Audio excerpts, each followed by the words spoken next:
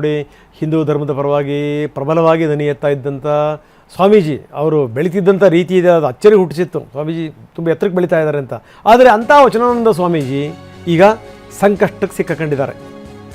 POCSO ಕೇಸ್ನಲ್ಲಿ ಅವರ ವಿರುದ್ಧ FIR ದಾಖಲಾಗಿದೆ ಲಕ್ಷ್ಮೇಶ್ವರ ಠಾಣೆಯಲ್ಲಿ, ಗದಗ್ನ ಲಕ್ಷ್ಮೇಶ್ವರ ಠಾಣೆ.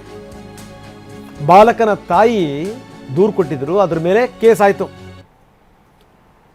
ಈ ಹರಿಹರ ಗ್ರಾಮಾಂತರ ಠಾಣೆಗೆ ವರ್ಗಾವಣೆ ಆದ ಮೇಲೆ ಈಗ ಸ್ವಾಮೀಜಿಗೆ ಹಾಜರಾಗಿ ಅಂತ ನೋಟಿಸ್ ಕೊಡಲಾಗಿದೆ. ಕೆಲವೇ ಕ್ಷಣಗಳಲ್ಲಿ ಸ್ವಾಮೀಜಿ ವಿಚಾರಣೆಗೆ ಹಾಜರಾಗಬೇಕು. ಅವ್ರಿಗೆ ಮೆಡಿಕಲ್ ಟೆಸ್ಟ್ ಕೂಡ ಆಗುತ್ತೆ.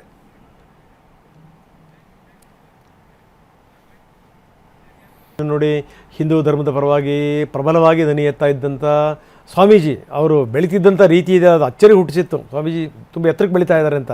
ಆದರೆ ಅಂಥ ವಚನಾನಂದ ಸ್ವಾಮೀಜಿ ಈಗ ಸಂಕಷ್ಟಕ್ಕೆ ಸಿಕ್ಕಿಕೊಂಡಿದ್ದಾರೆ. ಪೋಕ್ಸೋ ಕೇಸ್ನಲ್ಲಿ ಅವರ ವಿರುದ್ಧ FIR ದಾಖಲಾಗಿದೆ ಲಕ್ಷ್ಮೇಶ್ವರ ಠಾಣೆಯಲ್ಲಿ, ಗದಗ್ನ ಲಕ್ಷ್ಮೇಶ್ವರ ಠಾಣೆ. ಬಾಲಕನ ತಾಯಿ ದೂರು ಕೊಟ್ಟಿದ್ದರು, ಅದರ ಮೇಲೆ ಕೇಸ್ ಆಯಿತು.